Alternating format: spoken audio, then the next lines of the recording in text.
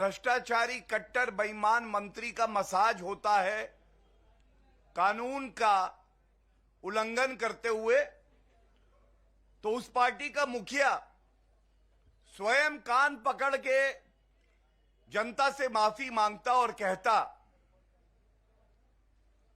कि मुझे माफ कर दीजिए, जो संविधान की शपथ मैंने ली थी उसका पालन मैं नहीं कर पाया हूं। मेरा भ्रष्ट मंत्री जो कृत्य कर रहा है मैं तुरंत उसे बर्खास्त करता हूं। लेकिन बेशर्मी भी जिसे अपना गुरु मानती है वो अरविंद केजरीवाल और अराजक अपराध पार्टी है। आप अराजक अपराध पार्टी। उप मुख्यमंत्री एक्यूज नंबर 1 आबकारी घोटाले के मनीष सिसोदिया बाहर निकलते हैं और उसे सही ठहराते हुए कहते हैं किसी की बीमारी का मजाक नहीं उड़ाया जाता है। किसी की बीमारी का मजाक नहीं उड़ाया जाता है। जो प्रश्न जनता चीख चीख के पूछ रही थी, ये जेल के अंदर एक अभियुक्त के साथ 4 लोग क्या कर रहे हैं, मसाज चंपी क्यों चल रहा है, क्यों उन्होंने कैदी के कपड़े नहीं पहने हैं, क्यों मिनरल वाटर, टीवी और एसी की सुविधा वहां है, इसका कोई उत्तर उस दिन नहीं मिला था। यह दिखाता है आज अराजक अपराधी पार्टी किस तरह से कानून का उल्लंघन करके बड़ी बेशर्मी से एक ऐसे कृत्य को जो सबको शर्मसार करता है सही बता देती है। हमने उस दिन भी पुरजोर तरीके से ये बात उठाई थी और आज की जो प्रेस कॉन्फ्रेंस है, क्योंकि मैं पेशे से वरिष्ठ अधिवक्ता भी हूं, बहुत जिम्मेदारी से हम लोग ये मुद्दा यहां उठा रहे हैं। और एक बात कहूंगा, बहुत से तथ्य ऐसे हैं जिनकी जानकारी होने के बावजूद, क्योंकि देश का कानून ये उम्मीद हर नागरिक से करता है और खासकर विश्व का सबसे बड़ा राजनीतिक दल होने के नाते एक बड़ी जिम्मेदारी भारतीय जनता पार्टी की है। बहुत से ऐसे तथ्य हैं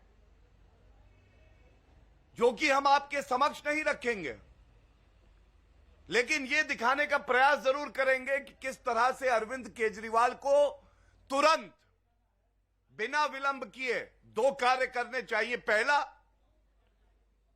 पूरे देश से माफी मांगे। ये जो मंत्री है सतेंद्र जैन, इस मंत्री को 1 सेकंड भी मंत्री पद पर बने रहने का कोई हक नहीं है। और ये मैं इसलिए कहता हूं क्योंकि जब हमने ये मुद्दा उठाया कि अंदर मसाज चंपी चल रही है, एक चंपी सर पे होती है, उसका रीढ़ की हड्डी से कोई लेना देना नहीं है। अगर आपको इलाज की जरूरत भी होती है तो प्रिजन एक्ट है, जेल मैनुअल है, अनुमति लेनी होती है। न्यायालय भी हस्तक्षेप करता है, अनुमति देता है। आज जो खुलासा हुआ है, मीडिया के कई चैनलों ने भी चलाया है, ये जो व्यक्ति मालिश कर रहा है सतेंद्र जैन की, चंपी कर रहा है, ये एक अभियुक्त है एक संगीन जघन्य अपराध के मामले में। POCSO act, prevention protection of children from sexual offences act, protection of children from sexual offences act, इसकी धारा 6 है। धारा 6 पॉक्सो एक्ट की 376 इंडियन पीनल कोड का और तमाम और धाराएं हैं जिसका मुकदमा इस पे चल रहा है। और मैं आपके समक्ष धारा 6 रखना चाहता हूं। धारा 6 पॉक्सो की कहती है, punishment for aggravated penetrative sexual assault. Whoever commits aggravated penetrative sexual assault shall be punished with rigorous imprisonment for a term which shall not be less than 10 years, but which may extend to imprisonment for life, and shall also be liable to fine. Note करिए, POCSO act इसलिए बना था, ये एक विशेष कानून है, special act है। हमारे देश के बच्चों को कैसे सुरक्षित रखे उन दरिंदों से जो हमारे देश के बच्चों को भी टारगेट करते हैं, उन पे सेक्सुअल असॉल्ट करते हैं। और धारा इतनी गंभीर है कि इसकी सजा आजीवन कारावास है। 376 रेप। तो आज ये जरूर पूछा जाएगा कि ऐसा व्यक्ति जो कि अभियुक्त है इतने संगीन अपराध में, एक सिटिंग मंत्री को, सत्येंद्र जैन, जिनको कट्टर ईमानदार का सर्टिफिकेट अरविंद केजरीवाल देते हैं, ये अभियुक्त दूसरे अभियुक्त कट्टर बेईमान को मसाज कैसे दे रहा है? क्या ये नहीं दिखाता कि वीवीआईपी कल्चर तो एक बात है, किस तरह से एक मंत्री जिसको अरविंद केजरीवाल का संरक्षण प्राप्त है, कानून की अनदेखी करता है, उसे तार तार करता है और एक अभियुक्त को बुलाता है अपने सेल में। और वो अभियुक्त वो है जिसके ऊपर आप आरोप हैं कि एक बच्ची के साथ उसने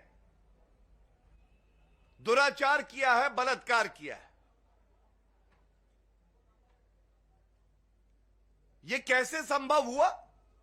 ये केवल तभी संभव है जब अरविंद केजरीवाल अपने भ्रष्ट मंत्री को खुली छूट देते हैं।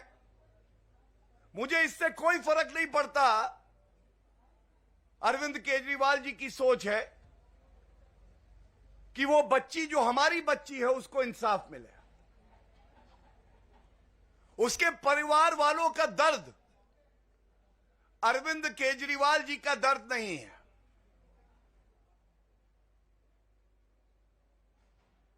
पॉक्सो एक्ट में यहां तक प्रोटेक्शन है पीड़िता को कि उसका नाम नहीं लिया जाएगा, उसके डिटेल्स भी नहीं आएंगे। और जो मीडिया हमारा चौथा स्तंभ है लोकतंत्र का,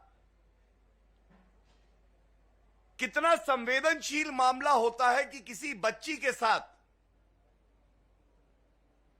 ऐसा जघन्य अपराध हो तो हमारा कानून कहता है कि उसके डिटेल्स, उसका नाम, उसकी रिपोर्टिंग बड़ी जिम्मेदारी से होगी।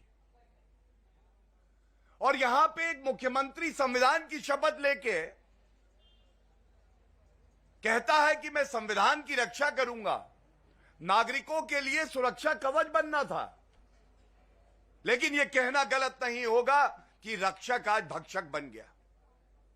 जिसको सुरक्षा कवच बनना था, आज वो सुरक्षा कवच तो है, लेकिन वो सुरक्षा कवच है अपने भ्रष्टाचारी मंत्री का।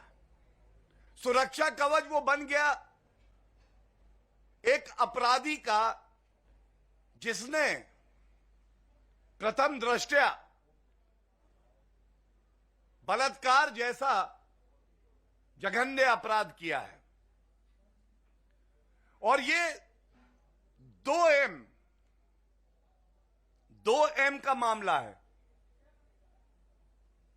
अभी तक एक और अभियुक्त हैं, जेल से चिट्ठी लिख रहे थे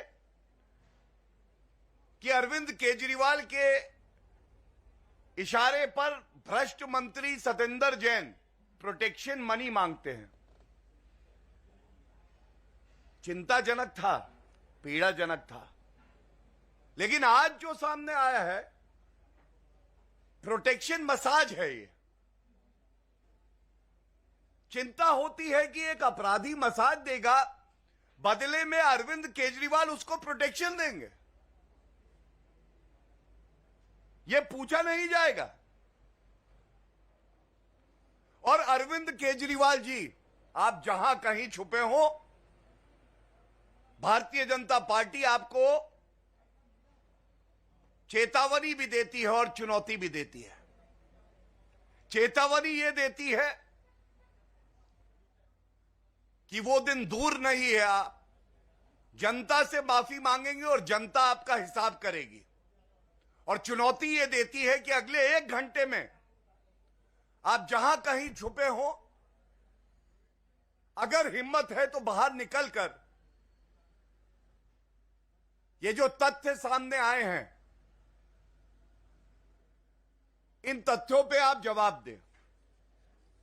पहला प्रश्न होगा,